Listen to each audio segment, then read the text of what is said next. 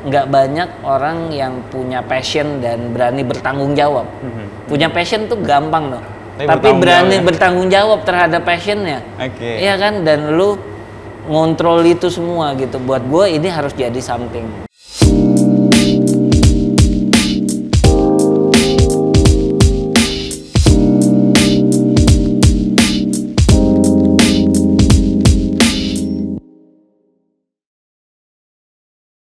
Hey Reds, gimana Reds kabar? Baik. Lagi sibuk apa sekarang? Pasti lagi studi banyak tentang elektrik baterai. Ya? Macam-macam sih. Jadi kan memang gue ini juga apa namanya masih jalanin production house, masih motret gue. Oke. Jadi plus jalanin ini gitu. Mungkin kalau dari sisi waktu sekarang ya 80% lah ngurusin bengkel elektrik ya. ini. Karena kalau foto sifatnya gue udah 20 tahun.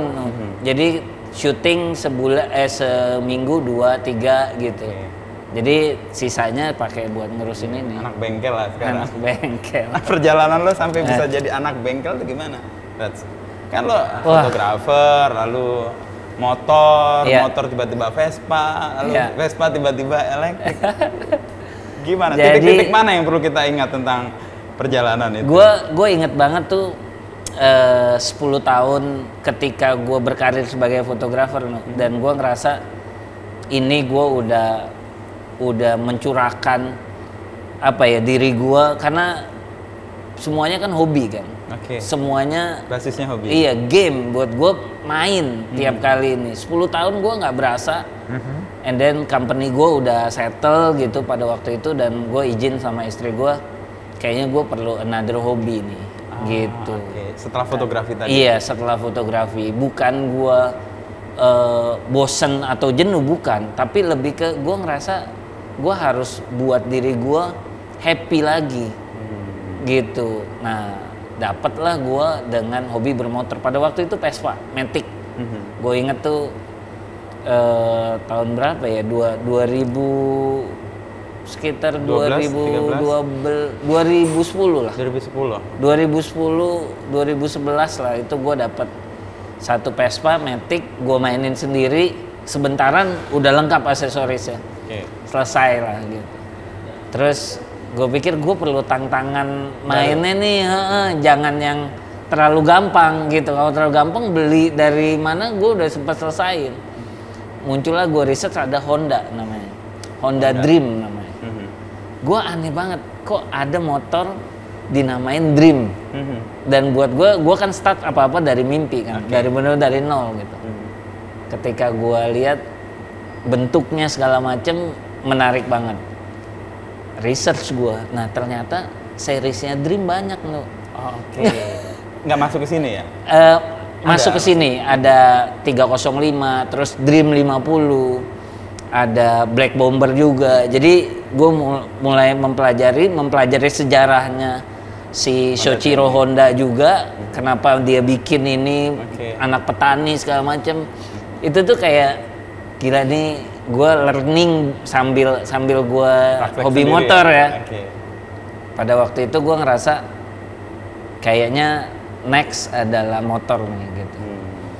2 tahun gue 24 motor punya 24 motor. Jadi itu karena kegembiraan yang mau lo hidupi dengan itu. Bener. Awalnya gue bilang sama istri gue boleh nggak nambah 1 gitu buat selang-seling gitu. Tiba-tiba istri gue udah sekarang udah 6. Ya gue bilang tiap hari paling nggak Senin, Selasa, Rabu ganti. Nah terus ini udah 24, mau ngapain lagi gitu. Nah disitulah gue ngerasa ini adalah sebuah bentuk pemborosan yang gua ales-alesin gitu loh. Dan menurut gua nggak bijak banget nih dengan kayak gini. Dan tagihan kartu kredit tiap bulan, wah gitu. Karena belanjanya eBay, karena di komunitas di sini jarang yang main juga. Nah akhirnya gua tuh coba untuk izin lagi sama istri, kayaknya gua harus usaha. Untuk menghidupi hobi untuk lo dan kegembiraan. Iya. Yang udah-udah kan gue pernah berhasil nih dari fotografi, gue bilang diizinin lah kita ke Jepang, ke Thailand, untuk ke riset dalam rangka itu. Ya masuklah bisnis helm sama riding gear. gitu. Akhirnya kita buat pada waktu itu memang kita masih ngambil produk dari Thailand. Gitu, pada waktu itu Elders Helmet namanya. Nah, jadi dari Thailand kita partneran buka di Indonesia. Dan along the way karena problem, karena di sana juga ternyata anaknya bukan yang serius bisnis, sedangkan gue udah jadiin jadiin bisnis. Akhirnya gue bilang gue pisah aja deh, gue bikin Elders Company. Mulai riding gear segala macam. Eldersnya itu nama dari Thailand atau nama lu? Nama dari Thailand. Gitu, gue beli brandnya, and then gue jalanin di sini, cuma jalan 2 tahun lah. Pada waktu itu akhirnya gue memutuskan untuk gue running sendiri deh, gue nggak bisa beli brandnya. Iya, jadi memang gue akuisisi, ya akhirnya kita gedein di sini jadi Elders Company. Di sananya berhenti? Di sananya sampai sekarang masih ada jadi Elders Helmet, tapi udah nggak terlalu serius lah orangnya gitu. Nah jadi memang ya dari situ ya kita mulai hidupin, masuk ke community, bikin banyak hal lah gitu. Dan ya gue ngerasa brand ini memang harus hidup dengan real. Pada waktu itu gue mikir carilah satu bengkel. Optionnya ada 2 Gue bikin bengkel dengan skala. Pada waktu itu gue punya bisnis gue udah berhasil, gue punya kemampuan bikin bengkel yang bagus langsung. Atau gue milih by proses lagi kayak zaman gue fotografi kecil gitu ya, dari bener-bener nol gitu. Akhirnya ketemulah sama David Zutur dulu. Jadi dia bengkel dekat rumah gue di Kebon Jeruk. Awal-awal Kebon Jeruk. Masih ada bengkelnya, kebetulan masih ada, tapi udah dikontrak sama orang lain. Bengkel kecil, ukuran 3x3 lah gitu. Pinggir jalan, depannya mikro LED, bener-bener tukang tambal ban gitu. Gue lihat nih anak bisa diandalkan. Jadi satu ketika gue coba untuk fit, coba deh gue. Jadi pada waktu itu dia udah pengen pulang kampung. Kemudian gue bilang jangan deh, motor-motor gue siapa yang ngurusin. Gue branding jadi Elders Garage lah. Tempat itu. Kontradiksi sebenarnya karena mindset gue pengen bikin apparel yang premium, tapi bengkelnya kok gebel banget gitu kan. Tapi gue pikir that's a part of process. I see. Gitu, gimana caranya ini harus bagus. Nah dari anak-anak itu naik sampai bikin motornya Pak Jokowi. Gitu. Jadi pada titik awal lo berangkat dari bengkel yang busuk gitulah tanda petik itu, puncaknya adalah ketika lo bikin chopper yang emas itu ya? Emas warna gold. Itu prosesnya gimana sampai diterima atau dibeli lah sama Jokowi kan? Iya, sebenarnya kesempatan aja sih, Nu. Kebetulan diundang sama panitia dari Sumpah Pemuda pada waktu itu di Bogor ya, untuk berpameran di Istana Bogor. Jadi untuk berpameran, nampilin karya-karya dari produk lokal di Indonesia. Gue ajak brand-brand lain juga, dan ada di sana juga ada sampai yang jual kambing juga ada di sana gitu. Itu ya? Iya, macem-macem gitu.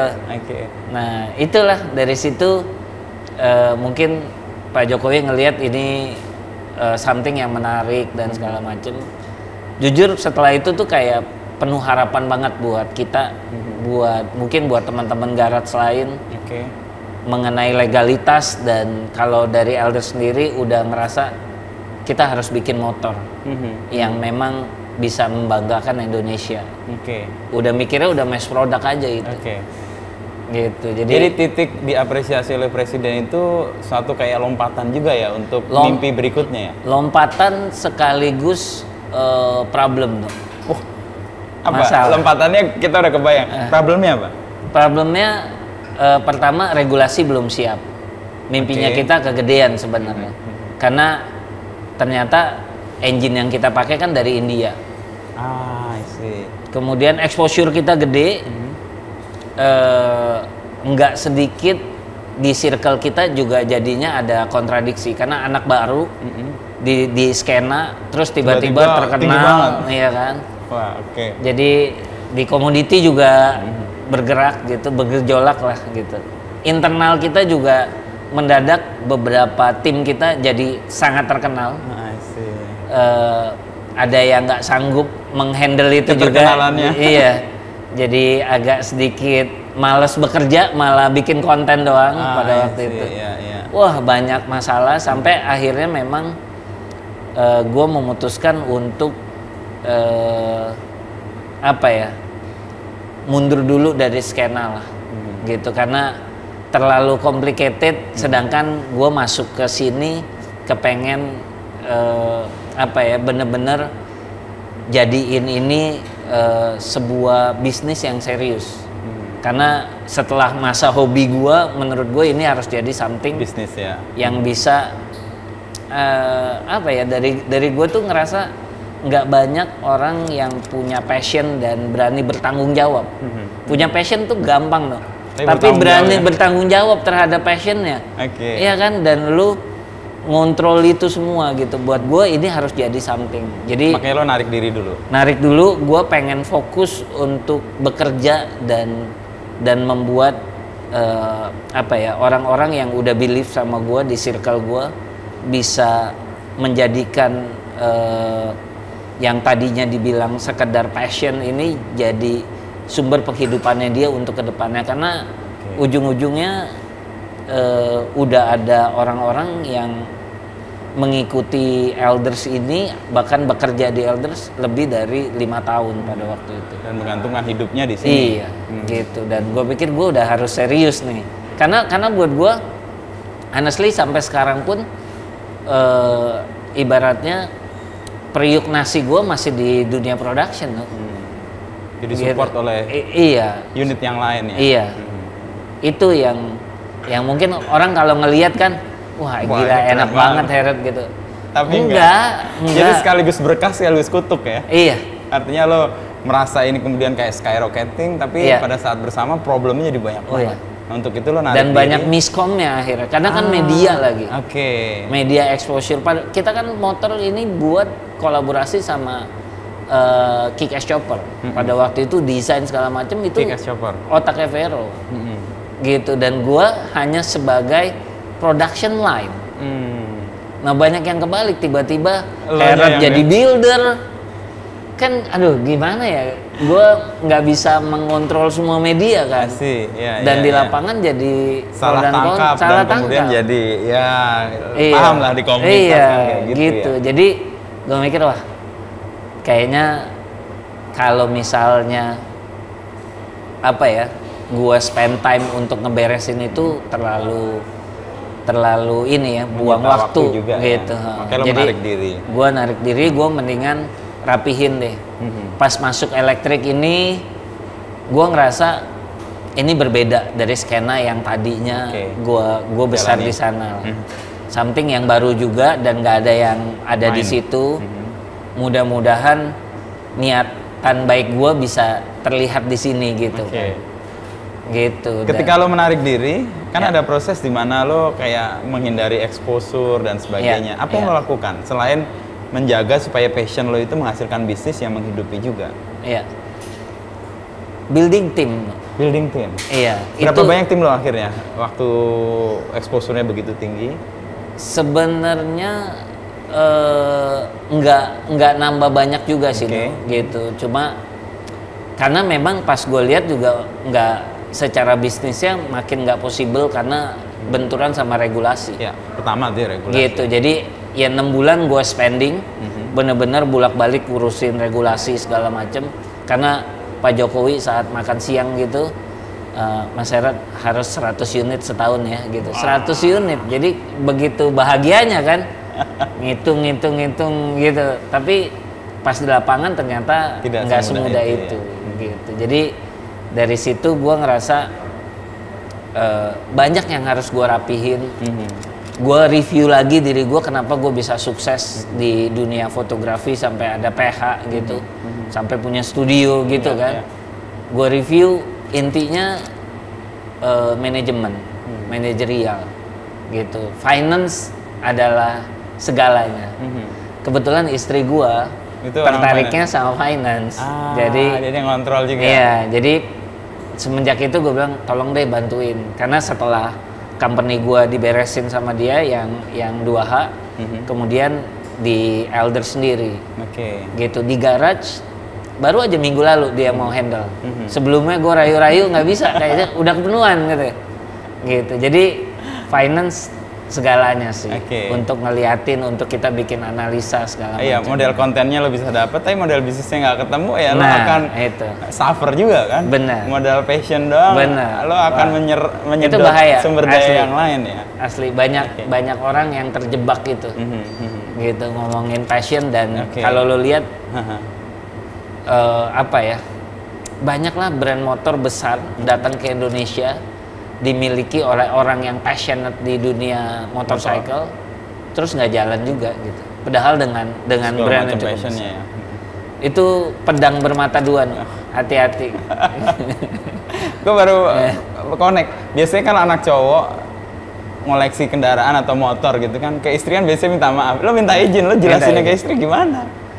Dia ngerti secara finance-nya bisa dihitung masuk akal, sampai 24 lo tadi. Iya. Sebenarnya kalau di saat itu ya minta maaf dulu. ada minta maafnya juga. Minta maaf dulu. Minta maaf. Cuma maksudnya mungkin istri gue tahu gitu loh, karena gue tipe yang bertanggung jawab gitu. Karena ya gue jelasin fotografi, lu bayangin gue dari semenjak pacaran sama dia sampai ini gue ada hobi lain nggak? That's it, cuma foto dan terbukti ya? Gitu. Bertanggung jawabnya ya. Dan akhirnya by waktu gitu sama-sama mengakui lah, gue orang yang visioner, lihatnya ke depan. Jadi bener-bener gue minta tolong kalau misalnya ada yang berantakan di belakang, tolong dirapihin. Gitu. Jadi memahami fungsi masing-masing. Ya. Mungkin dia juga ngelihat kalau nggak ada gua yang ngelihat ke depan, mau nyampe mana juga gitu. Tahu ya. Jadi lo jalan dengan mimpi sebenarnya, tapi mimpinya ada yang ngerem, ada yang jagain lah. Kebetulan orang yang paham keuangan itu penting banget sih. Kalau nggak jebol tuh. Nah, tadi lo kan cerita dalam proses untuk main motor, akhirnya lo ketemu Vespa dan elektrik itu panjang. Gimana ceritanya sampai lo, wah ini nih elektrik yang harus lo kembangin? Jadi mungkin saat gue punya bengkel tuh, mungkin karena saking gue kayak complicatednya, kayaknya gue milih untuk tidak ke bengkel malah. Karena lucu banget buat gue ketika gue di bengkel gitu, and then nggak ada teman-teman gue datang. Ketika gue nggak di bengkel, teman-teman gue datang. Bengkel tutup, baru pada datang. Bengkel buka kagak datang. Jadi jadi kayak ini nih, event teman gue pun kepengen bayar murah gitu kan, lewat yang lain, lewat ini gue lah, mekanik gue langsung gitu. Jadi gue pikir, aduh kayaknya nih udah nggak sehat. Jadi bisa dikatakan gue ke bengkel paling sebulan sekali, kadang 3 bulan sekali. Nah pada waktu itu karena gue ngerasa udah nggak ketemu nih gitu, sedangkan bisnis yang gue jalanin lumayan lagi menyedot juga. Pada waktu itu kita baru produksi helm SNI gitu. Nah di saat gue mencoba untuk mencari solusi bengkel ini, gue diperhadapkan ke beberapa pilihan di mana gue harus tutup bengkel gue. Gitu, karena model bisnisnya tadi karena semua dari istri gue, dari mentor bisnis gue, semua pada bilang ini nggak make it Herod, jadi ngapain gitu. Cuma nggak tahu ya, gue ngerasa soulnya Elders tuh ada di bengkel. I see. Gitu, dan nggak boleh kehilangan bengkelnya. Jadi gue paksakan, gue bilang gini deh, gue keluarin dari manajemen ini bengkel, anggap aja anak lo gitu. Iya, ini gue nggak ada kerjaan, gue beli motor, gue kasih kerjaan. Gitu, jadi tolong jangan ganggu gue dulu deh untuk sementara. Akhirnya kita agree sama itu, gue jalanin di 2019, partner gue cabut yang di bengkel, gitu, dan kemudian gue jalanin sendiri. Gue tanya anak-anak, masih mau nggak kerja di sini gitu. Dari beberapa orang bilang mau Pak jalanin gitu. Kalau nggak apa-apa, gue kayaknya gue tutup. Juga. Walaupun gue nggak mau tutup, cuma gue ya. Karena jiwa lo di situ. Iya, gue ngerasa ini soulnya Elders gitu. Jadi gue masih ada dan orangnya masih kerja di sini satu orang gitu. Masih Pak, aku mau lanjutin. Ya udah, kita pindah ke Smesco. Pindah ke Smesco. 2019 ke 2020 lah. Pindah ke Smesco 2020. Mulai gue ada karena itu gue nggak bertanggung jawab dan gue ada Vespa 946 pada waktu itu yang paling gue lihat value-nya dan gampang dijual. Gue bilang sama istri gue mau masuk ke Vespa tapi gue lepas satu Vespa gue deh gitu. Ya udah nggak apa-apa. Lepas satu gue beli 10 Vespa tuh. Dari satu Vespa dapat 10 Vespa. Untuk restorasi Vespa aja. Karena gue juga ngerasain setelah journey gue dari beragam motor Honda, Cafe Racer, Tracker sampai Chopper, Harley, pas gue dapet Vespa pada waktu itu Vespa pertama gue Sprint, Sprint warna coklat masih ada tuh. Nah itu gue coba, oh ternyata kebahagiaan itu tidak dinilai dari harga ya. Ternyata dengan Vespa yang harganya 25 juta gue juga bisa happy. That's it. Dari situ gue main Vespa karena memang tiap hari gue pakai gitu dan gue rasa udah cukup dengan Vespa butut ini. Ternyata terpenuhi. Ternyata 25 motor gue tuh kayak nggak ada apa-apanya. I see. Gitu.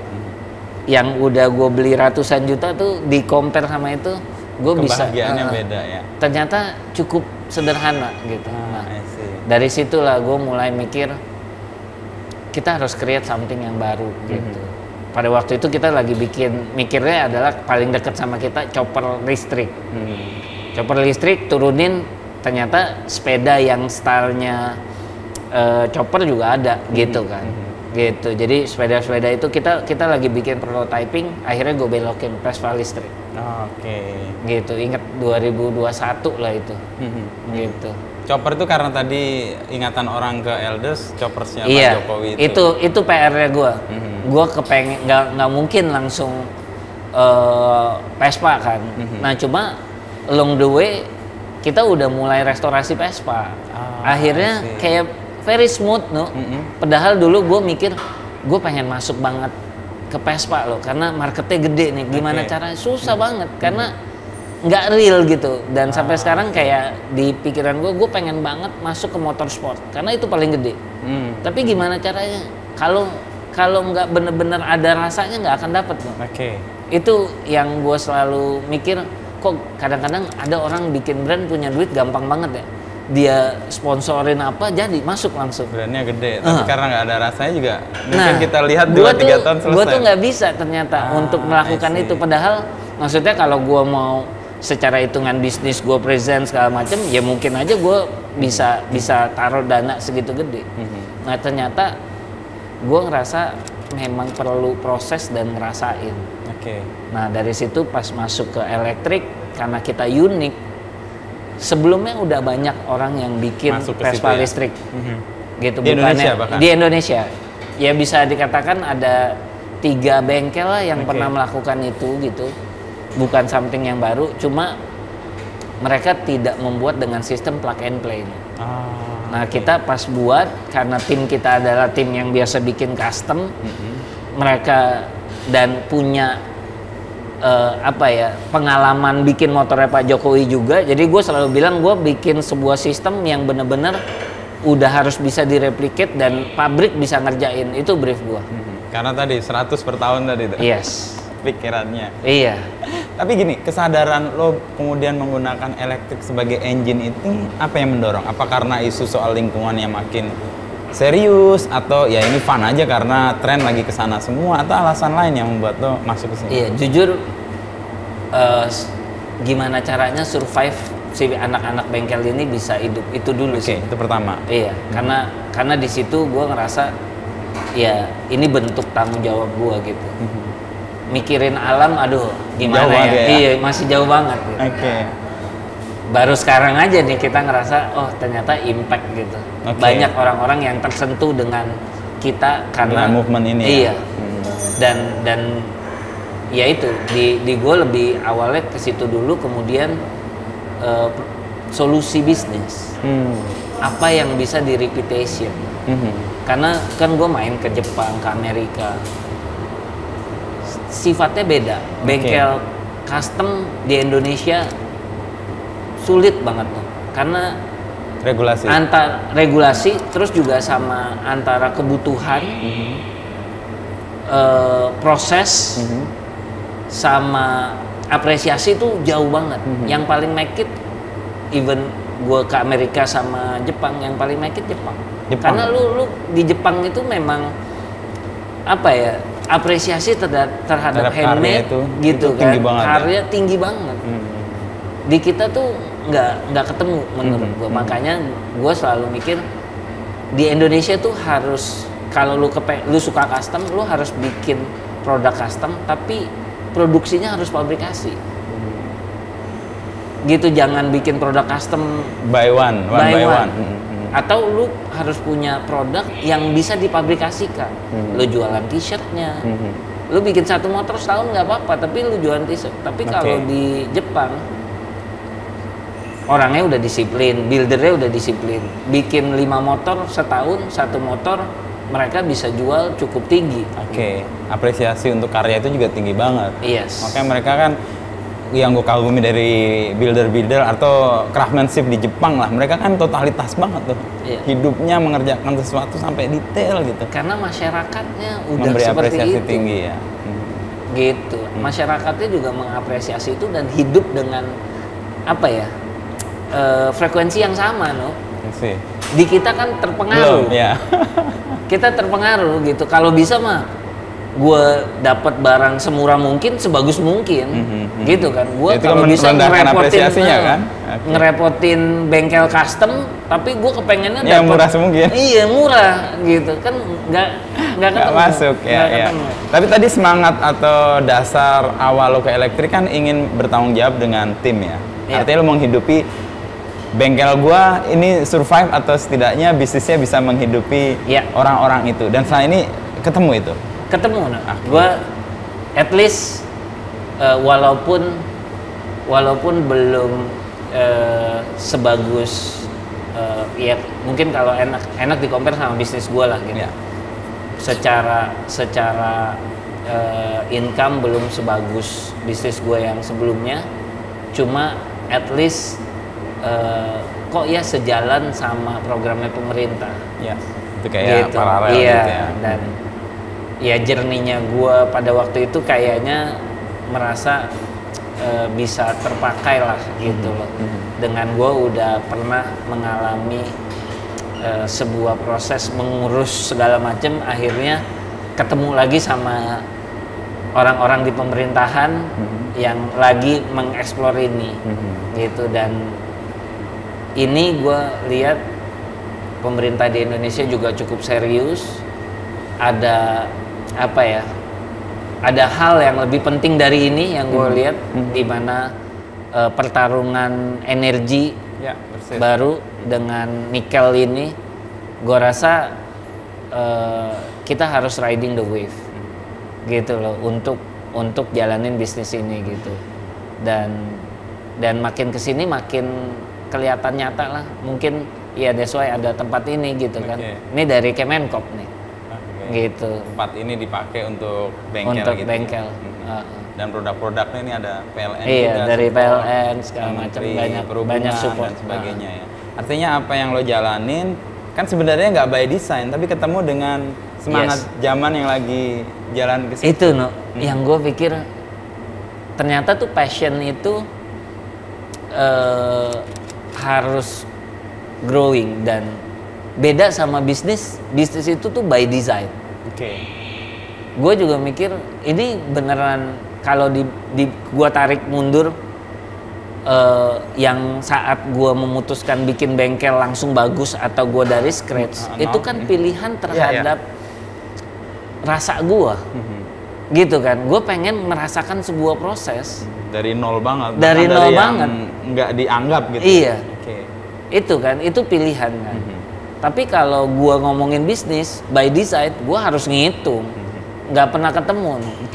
Nah sekarang jerninya kita itu mau dihargain berapa, mau divaluasikan berapa, nggak bisa gitu kan, karena jerninya kita beneran ini gitu. Intinya setelah gue ngerasa kok bisa ya seperti ini jalannya gitu, karena di sini gue mulai dari scratch segala macam udah mulai clear gitu. Konsistensi. Lu yakin, lu jujur sama diri lu, ini yang lu mau, nggak perlu jadi orang lain. Konsisten nah. Gitu. Dan mungkin banyak kalau pakai kacamata bini gua udah ditutup berapa kali nih company gitu. Tapi lo pakai kacamata yang lain kan? Iya. Passion tadi, jiwa yang lo mau rawat gitu ya. Iya. Lo jaga keseimbangannya gimana? Jaga keseimbangannya kan kadang-kadang kita keseret ke passion doang tuh, rasa kita doang gitu. Sementara secara bisnis, secara aktual ini nggak bisa lagi. Apa ya? Mungkin saat pandemik mungkin banyak manusia yang udah sadar juga nih. Ujung-ujungnya apa sih yang kita cari? Itu apa yang kita khawatirkan? Gitu kan? Ujung-ujungnya apa? Duit. Kan lu makan sama nasi sama telur cukup. Apalagi gitu kan? Terus kan lu harus menyenangkan diri lu. Iya kan? Menyenangkan diri lu aja udah cukup itu. Jadi mau ngapain? Gitu. Ketika gue sekarang beberapa hari inilah gitu, setelah selesai bekerja, terus gue mikir ngapain ya, main sama keluarga, main sama anak gitu, terus ngapain lagi ya? Bukalah, gue mau research lah. Nah gue bayangin kalau gue nggak milih elektrik, mungkin gue bingung lagi mau ngapain. Tapi lo karena milih elektrik ini, semangat lo terus terpelihara untuk, karena questioning semua I see. Tanda tanya semua. Gue sadar ternyata tuh diri gue lebih semangat ketika semuanya masih pertanyaan bentuknya, bukan jawaban. Nah ketika jawaban malah kemungkinan gue move lagi. Itu persis yang lo dapat Vespa pertama Matic itu kan? Kayak udah ada semua, terus lo mulai sesuatu yang dari scratch ya? Ternyata itu. Dan gue udah mempersiapkan, makanya minggu lalu gue bilang sama bini gue tolong ya pegang ini gitu. Karena gue khawatir ketika ini udah semakin jelas, jangan-jangan nggak membuat gue bertanya-tanya lagi. Tapi keseruan di elektrik ini kan masih banyak kan? Banyak banget. Ya belum kita masuk ke mobil kan. Gitu. Ini baru motor gitu. Tapi lo untuk mendevelop motor ini butuh berapa lama? Sampai kemudian lo ngerasa ini bisa dipakai dan bisa dijalankan. 2,5 tahun lo. 2,5 tahun? 2,5 tahun. Yang gue ngerasa ini udah selesai. Engine yang dulu gue punya masalah sama engine dari chopper itu, sekarang gue udah selesai. Next, gue pengen bikin motor, pengen bikin skuter. Engine-nya kan udah beres. Skuter dalam arti desain kendaraannya? Desain, semuanya langsung lahir di Elders gitu. Mudah-mudahan lah. Gitu. Apa yang lo sasar untuk menghadirkan tidak hanya engine tapi juga desainnya? Sebenarnya apa yang lo mau sasar? Teori gue ya, sekarang tuh kebetulan gue ada di sebuah asosiasi motor listrik. Asosiasi motor listrik. Iya, kebetulan gue pegang inovasi dan research dan inovasi gitu, divisi gue. Dan gue ngelihat ini tuh kayak zaman dulu gitu, motor dari Cina datang ke Indonesia, white label, dilabelin dengan macam-macam ini. Kalau buat pebisnis yang benar-benar bisnis ini bisa dikatakan FOMO moment ya. Iya, cepet juga kan. Iya. Dan kemungkinan mereka udah siap gulung tikar gitu. Terus gue ngerasa, terus apa kebanggaan kita sebagai Indonesia kan? Yang kita bilang TKDN 40% segala macam. Gue pengen real ini bener-bener lahir dari garage kita dengan bener-bener bisa menginspirasi dengan ceritanya Elders, bener-bener dari bengkel tambal ban sampai membuat satu motor yang menjawab kebutuhan zamannya ya, elektrik. Iya. Dan tapi sasarannya yang pasti nggak mungkin ke mass terlalu berat gitu, tapi kita masuk ke area hobi juga gitu. Mungkin ya Apple dulunya juga mulai dari kayak gitu dari garage hobi. Gitu, dari benar-benar kecil gitu kan. Dan sampai sekarang masih niche market. Coba niche-nya gede banget. Niche-nya gede banget. Mudah-mudahan itu sih, ketimbang kita bikin motor yang langsung mass sama aja kayak 79 brand sekarang, listrik yang dari white label dari China datang ke Indonesia. Gitu. Bentuknya sama semua, mirip-mirip aja. Cuma dimerekin beda-beda aja ya. Iya. Gue pengen punya produk yang benar-benar bisa menginspirasi lah. Gitu. Goalnya itu dulu aja. Untuk menuju situ apa yang kurang? Kalau engine kan lo udah selesai lah untuk lo coba di kendaraan di Vespa lah terutama. Apa yang menjadi faktor untuk kemudian ini bisa terwujud? Manajerial pabrikasi tuh sangat complicated. Nggak ada satu brand motor yang bekerja A to Z bener-bener lahir di pabriknya. Vespa aja dulu tuh menggandeng dan motor untuk melakukan itu. Dan motor menggandeng UMKM. Ya, untuk jadi vendor-vendor. Untuk jadi vendor-vendor. Macam-macam partnya itu. Iya. Nah, jadi gue mikir mungkin gue nggak bisa mulai dari vendornya dulu. Gue harus punya unitnya, menginspirasi, kemudian baru dipikirin production line-nya. Jadi setelah jadi unitnya pun akan di mass produknya kapan nanti lagi tuh. Karena akhirnya perlu mengetok UMKM, another pabrik-pabrik, mungkin another dan motor untuk bantuin kita untuk proses produksi ya. Proses produksi ini. Kayak itu another problem juga. Another problem lagi. Dan gue udah sadar itu, dan ternyata selama ini perjalanan gue dipersiapkan untuk itu sih, gitu. Kan gue backgroundnya visual, terus gue tahu how to sales karena gue banyak bergaul sama orang advertising. Kemudian gue tahu gimana caranya membuat barang bagus dan menjual dengan harga yang bagus gitu. Cuma memang kekurangan gue adalah di production, gitu. Dan gue lagi learning sekarang di tempat ini, di bengkel ini. Itu kenapa gue kemarin ketemu Mas Singgi, kalau tahu. Singgi, sepedagi. Dia punya problem juga, cerita ke gue juga soal secara desain udah kelar dia. Cuma harus ada support lain soal pabriknya, soal manajemen untuk produksinya. Dan itu disiplin ilmu yang berbeda tuh, dan keahlian yang berbeda. Nah itu kayak mengkombinasikan dua itu jadi satu yang kemudian bisa dibuat sesuatu yang lebih banyak gitu ya. Iya itu.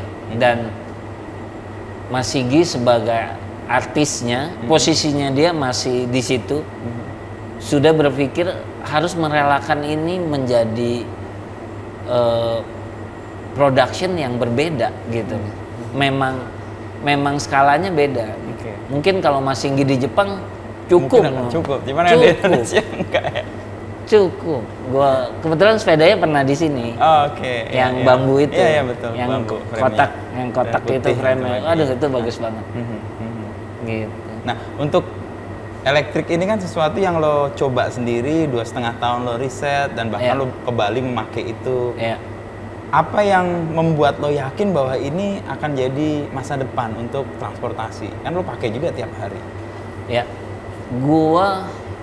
Gue sebenarnya nggak yakin di Indonesia bisa 100% elektrik. Gue nggak yakin, dan di China udah tinggal 10% yang BBM yang non elektrik. Mungkin itu juga udah perahu-perahu gitu-gitu. Tapi kalau udah kendaraan udah 100% kayaknya. gitu. Dan di Indonesia buat gue sangat sulit karena ya di mana ada pebisnis, ada brand-brand yang sudah cukup lama gitu. Tapi elektrik akan menjadi sebuah alternatif energi. Oke. Posisinya sebagai alternatif. Alternatif gitu, yang nantinya orang-orang harus dimulai dari orang-orang yang menyadari lingkungan. Gitu. Jadi ketika gue pakai tuh udah akhirnya dengan sendirinya tuh terdoktrin. Gue ngebayangin nafas gue hidup di Jakarta naik motor jam 6 macet kayak gitu. Apa yang gue hirup gitu. Mulai gue ngerasain itu gitu loh. Dan gue yakin kita punya klub namanya Electrical Riding Club. Teman-teman semua tuh akhirnya yang tadinya cuma iseng-isengan mencari kenyamanan akhirnya jadi aktif. Jadi aktif. Itu yang menurut gua yang membuat gua tambah yakin ini pilihan yang tepat. Gitu loh. Karena akhirnya kita menjalani hobi kita tapi menyebarkan kebaikan loh. Dengan yang tadinya mungkin di awal gitu ketika lu tanya lu mikirin lingkungan enggak banget gitu. Lebih ke bisnis awalnya. Perut dulu gitu kan, mikirin anak-anak dulu gitu kan. Tapi pas kesini ternyata ya itu ternyata kita bisa menyumbangkan sedikit buat bumi ini gitu loh. Kebaikan ya buat bumi ini ya. Kontroversi pasti. Emang baterainya bikinnya pakai apa? Iya. Gua belajar banyak lah gitu. Gua sempet ada diskusi. Dibantai abis sama pada waktu itu di fakultas politik lagi. Ini produk politik gitu kan. Cuma ya itu ada Mas Andi tuh orang ISDM pinter banget loh. Dan buat gua respect banget sama perspektifnya dia gitu. Dia bilang lebih gampang mengontrol limbah yang kelihatan ketimbang enggak. Lu asap gimana ngontrolnya sih? Gue mikir Bali sehari aja nyepi, birunya kayak apa no? Persis. Jakarta nggak kebagian birunya. Pas pandemi waktu itu pernah sekali biru. Nah iya gitu no. Jadi gue pikir memang baterai ini ya dari fosil mungkin bentuknya segala macam, limbahnya akan berbahaya. Tapi kalau misalnya dari sekarang udah dipertanyakan, ya sama-sama nanti kita kontrol limbahnya diapain. Lebih kelihatan, lebih tangible gitu ketimbang asap lu mau gimana.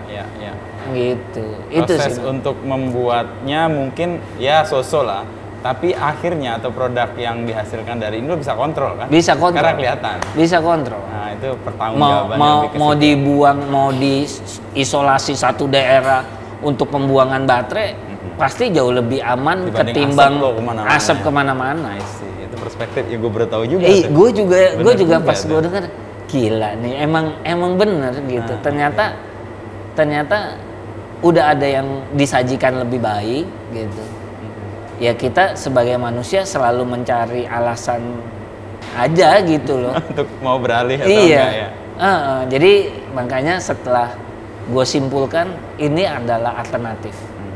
Jadi nggak mungkin totally berubah tapi alternatif dan by time ya waktu orang akhirnya memilih asal kesadarannya tumbuh. Benar. Nah kalau kesadaran tumbuh itu kan orang harus experience ya.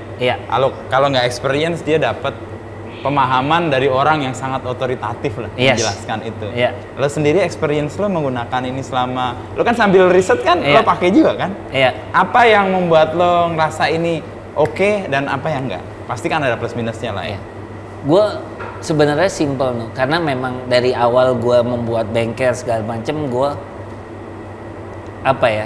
bergeraknya adalah gimana menjalankan visi besarnya apa gitu. Dan rasa adalah hal yang nggak boleh dibohongin. Gitu. Jadi ketika gue experience, ya itu gue ngerasain hobi gue ternyata bisa berkontribusi buat bumi ini dan gue tularin lewat teman-teman yang memang punya belief yang sama. I see. Yang mungkin awalnya mereka datang ke circle-nya kita agak ragu gitu. Iya, ragu. Banyak ya. Ternyata mereka ngerasain hal yang sama. Ini baik banget. Secara kenyamanan lu kejawab gitu kan, dan mungkin karena memang dari sisi price juga nggak murah yang kita tawarin, mungkin karena memang bukan yang kita tawarin bukan solusi ekonomis tapi sebuah lifestyle gitu, dan quality adalah prioritas kita gitu. Makanya jadinya bisa dikatakan kita ngejar yang benar-benar high end, dan akhirnya memang nggak murah, dan yang beli jadinya memang orang-orang yang memang punya kesadaran apresiasi terhadap produk. Oke, jadi lo bangun kayak semangat di Jepang itu. Iya, dan di level itu mereka saling mengapresiasi ya? Dan biasa kok beli barang yang bagus dan harganya tinggi karena gitu. Bagian dari apresiasi. Iya, bagian dari apresiasi, dan balik lagi, and then lu memberikan juga buat bumi kita gitu. Itu yang gue ngerasain sih, at least belakangan ini tumbuhnya kesadaran karena begitu ya. Dan gue pernah membeli motor ratusan juta untuk sebuah kebahagiaan.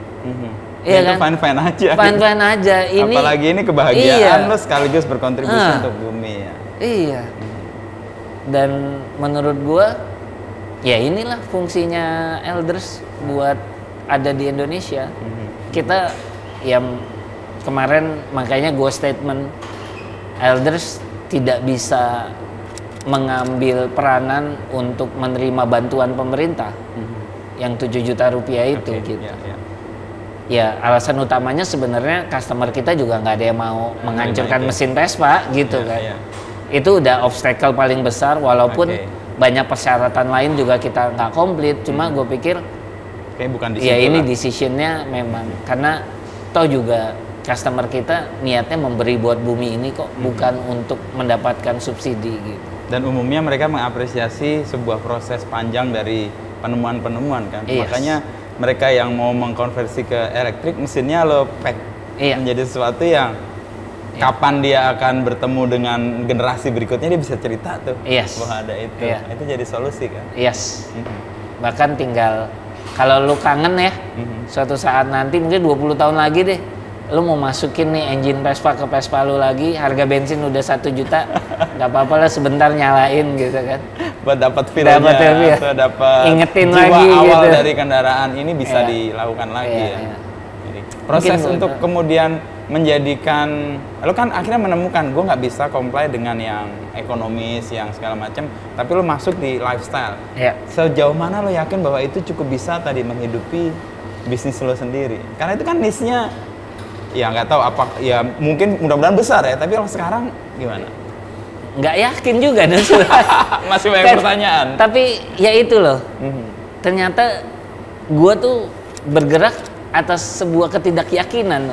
Kalau semua sudah oke, jangan-jangan gue juga nggak tertarik. I see. Justru itu segala pertanyaan, dan mudah-mudahan setiap jawabannya bentuknya adalah solusi. Dan mudah-mudahan lahirnya dari elders gitu.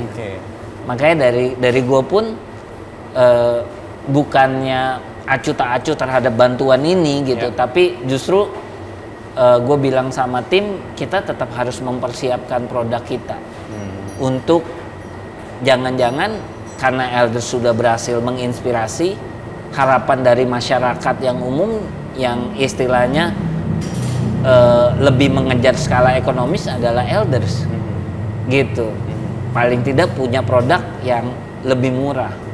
Nah itu jadi sebuah harapan kita untuk kita melakukan research lagi, produknya seperti apa, menemukan lagi gitu. Dan gua cukup happy dengan adanya spirit ini, walaupun belum ada gitu. Sedangkan di tempat lain udah ada mereka yang menyajikan itu. Tapi gue cukup dengan punya harapan terhadap produk yang sesuai dengan masyarakat punya, dan lu terus mencari udah cukup. Prosesnya itu ya udah cukup menenangkan gue sebenarnya. Ketimbang gue menemukan jawabannya segera gitu. Iya. Proses pilihan lo kan nggak bikin bengkel yang bagus langsung jadi, tapi lo berangkat dari tambal ban itu untuk kemudian tahu proses. Iya, gitu. Nah ini untuk gambaran aja. Misalnya gue tadi kan mencoba motor Vespa merah lo itu yang sangat terkenal itu, dan gue coba naik di Smesco ini dan gue dapet feel-nya. Gue langsung ngerasa Vespa gue kayaknya bisa nih. Artinya kesadaran itu kan by experience ya. Dan nggak semua orang kan bisa punya kesempatan untuk nyoba itu. Nah untuk meluaskan itu gimana? Kita selalu terbuka untuk test ride sih, memang orang harus nyobain. Dan kalau dari kitanya sendiri, akhirnya kan kita punya kemitraan, gitu. Jadi kemitraan kita sekarang udah ada di 12 kota. Lo naruh unit di sana. Jadi bengkel-bengkel itu jadi mitra kita. Kita ajarin datang ke sini, and then mereka mengkonversi di tiap daerah sekarang. Tapi gitu. Partnya lo kirim dari sini? Partnya dari sini, produksinya dari sini. Gitu. Jadi emang by experience orang akan ngerasa sendiri dan yakin tadi kesadarannya muncul. Kayak gue tadi kayak Corsa perlu dibahas. Cuman lainnya kayak panjang. Nah sekarang gambaran untuk masyarakat atau orang umum lah, awam. Kalau dia punya produk, punya kesadaran bahwa ingin mengkonversi ini untuk kepentingan ya kenyamanan dia, lalu juga ekonomis pasti terbayar lah karena nggak tiap hari beli BBM ya. Sama efeknya bahwa lo melihara kelestarian bumi ini. Berapa biaya yang harus dikeluarkan? Di kita paling murah produk kit konversi kita tuh untuk C70 tuh 14.800.000. Terus ongkos pasangnya 1 juta. Gitu. Jadi 15.800.000 itu paling murah starternya. Kemudian untuk Vespa tuh 18.500.000.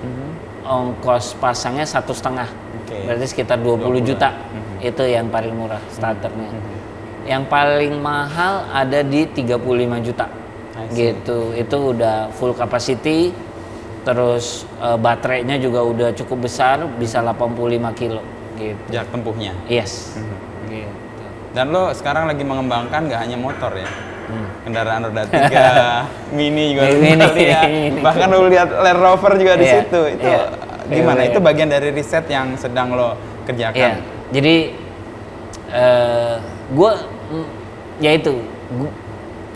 gue takut tenang gitu sebenarnya. Kayaknya hidup perlu gangguan ya, perlu gangguan gitu. Gue takut tenang gitu. Jadi nextnya ya Mini Cooper gitu. Terus setelah Mini Cooper ada VW, ada Land Rover, lanjutannya itu gitu. Dan ya gue yakin di kepala gue selalu mempertanyakan kenapa harus ada itu gitu loh.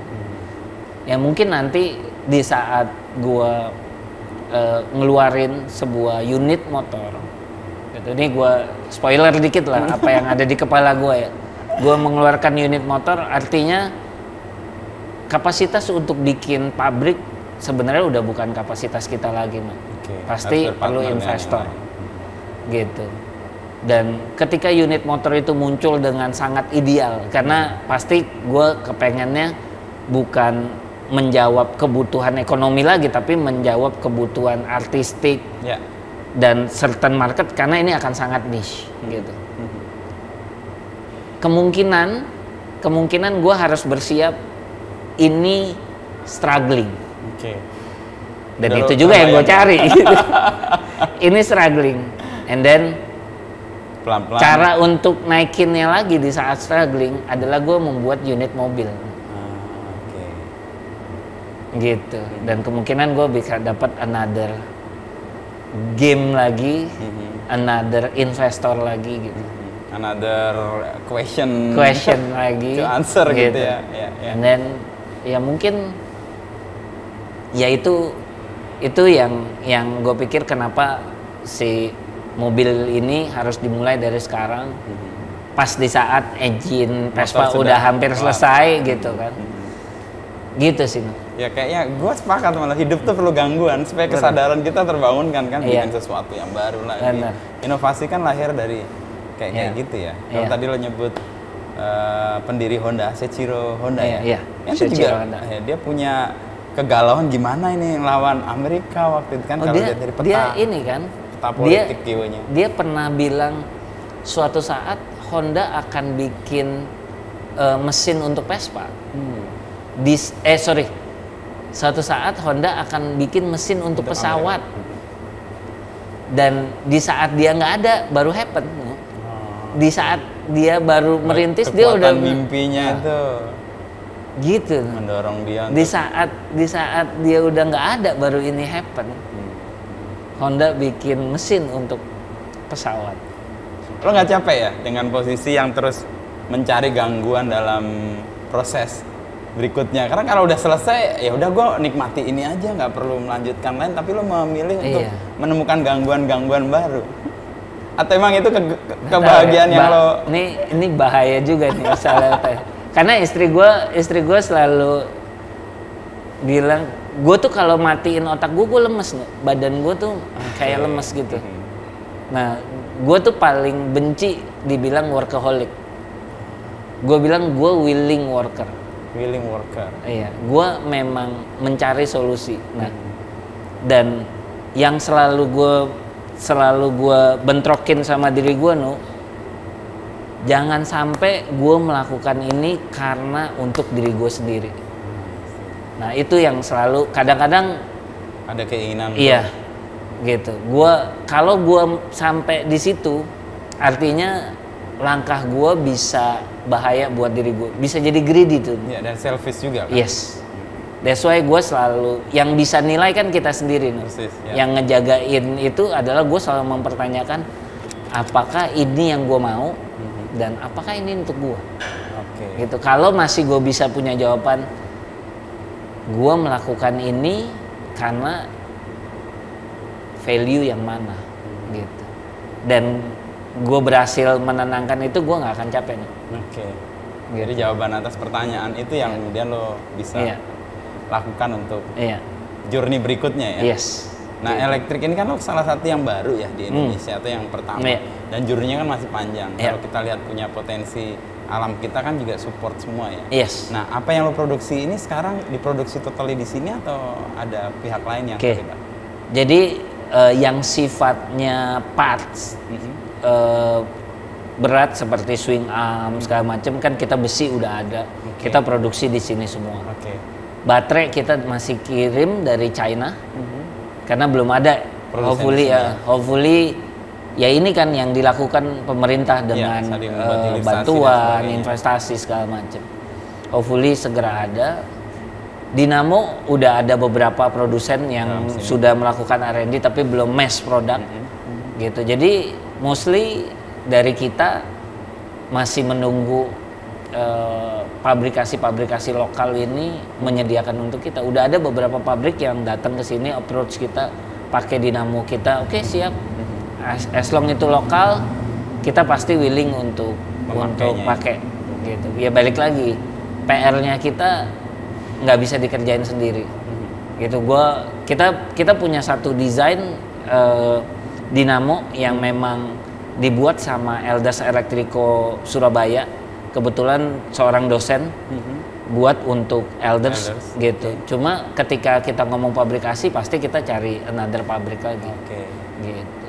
Itu kolaborasi dengan banyak pihak itu yang memungkinkan mimpi panjang ini bisa terawat ya. Siapa tahu nanti menjadi niche yang gede tuh, kayak cita-cita Apple yang keluar dari garasi. Iya, kayaknya memang Indonesia tuh kita nyari solusi ini menjawab kita tuh harus gotong royong. Memang itu gotong royong gitu.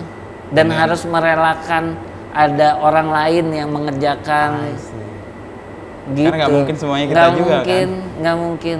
Dan justru itu kekuatannya kan. Yes. Kalau kita pijak ke pelajaran dulu PPKN itu kunci inti dari Pancasila gotong royong. Gotong royong. Baru anak-anak sekarang aja bilang kolaborasi.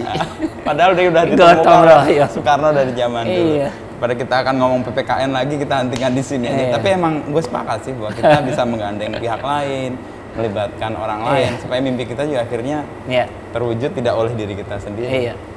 Gitu. Thank you ya, Red. Sip. Sama-sama. Gue kirim nanti Vespa abis lebaran. Siap. Gue cek dulu di rumah. Pade gue tuh masih ada atau nggak, kayaknya masih ada. Siap. Gue ingin jadi seperti yang lo lakukan gitu ya. Tidak hanya maki-maki soal macet dan polusi, tapi gue berkontribusi seperti lo untuk tidak menambah polusinya. Thank you so much. Thank you, Red ya. Iya. Nggak nyangka sejam lebih.